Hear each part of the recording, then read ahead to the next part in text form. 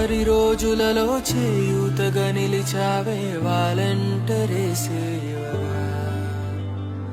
అత్యవసర సమయములో వైద్యానికి దేవునిలా ఆరోగ్యశ్రీ చాలుగా.